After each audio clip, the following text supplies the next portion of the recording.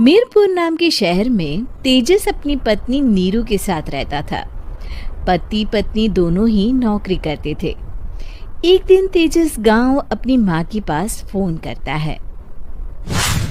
Hello, प्रणाम माँ।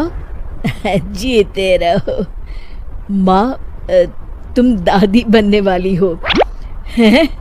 अरे वाह, ठीक है बेटा, मैं कल ही आती हूँ। जब माँ जी शहर पहुंची तो बेटे बहू ने बहुत अच्छे से स्वागत किया। लीजिए माँ जी चाय। अरे गर्मा गर्म पकोड़े ले आओ माँ के लिए। नीरू रसोई में गई और 2 मिनट में ही पकोड़े ले आई। जी ये लीजिए। बहू जादू से बनाए हैं क्या? अभी तो रसोई में गई थी। यम्मी। माँ जी, शीला रसोई में पकोड़े तल रही है, मैं बस लेकर आई। हे भगवान, मेरा धर्म भ्रष्ट कर दिया तूने। अब तो गंगा जल से शुद्धिकरण करना होगा।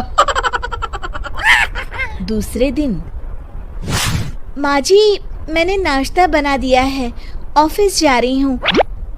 पर अभी तो घर का सारा काम पड़ा है।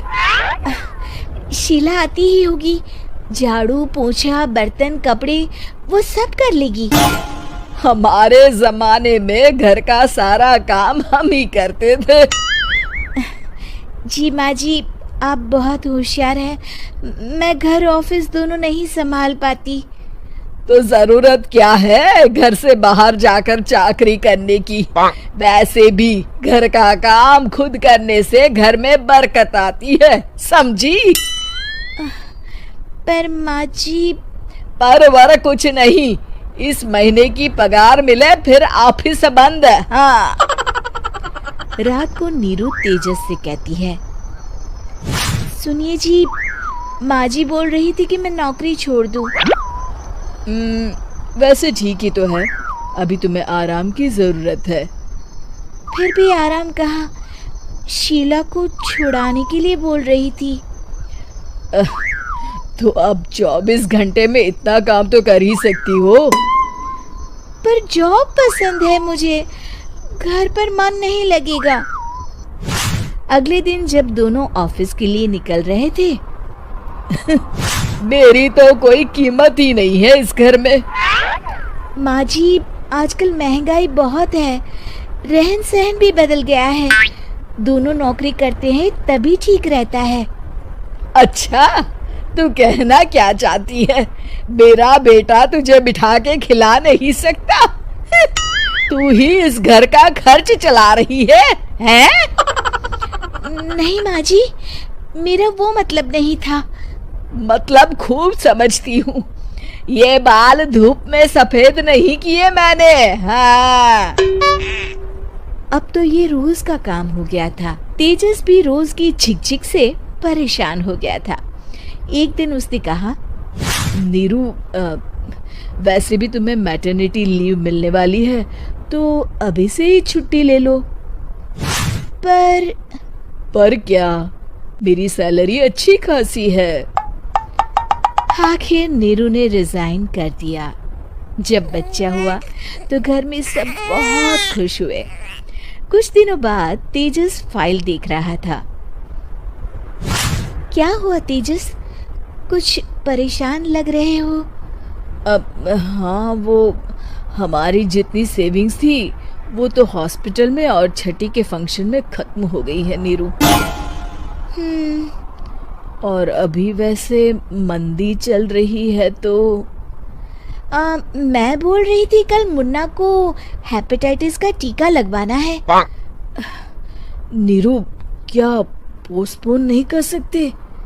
नहीं जी, बिल्कुल नहीं। अब तेजस को समझ में आ रहा था कि उससे गलती हुई है।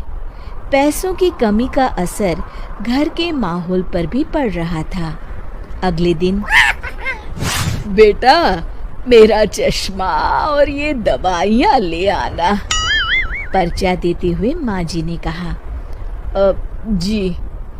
तेजस, मुन्ना के लिए दूध का डिब्बा और डायपर भी ले आना, और ये किराने के सामान की लिस्ट है, इसे भी लाना है। तेजस गुस्से में लिस्ट मरोड़कर फेंकता है और चिल्लाता है, पैसे क्या पेड़ पर उगते हैं?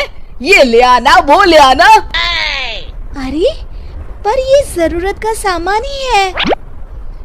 वो गुस्से में बिना कुछ कहे ऑफिस चला गया।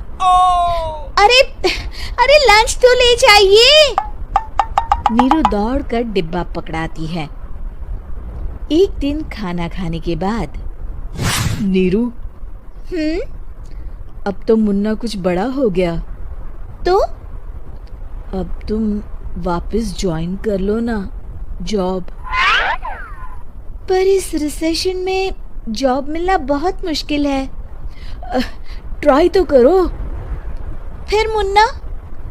माँ जी है ना, और एक फुल टाइम मेड भी लगा लेंगे। पर माँ जी, उन्हें तो पसंद नहीं।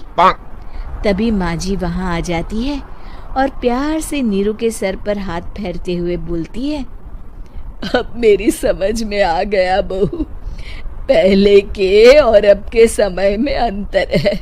तुम काम शुरू करो, मुन्ना की जिम्मेदारी मेरी। मेरी प्यारी माँ जी।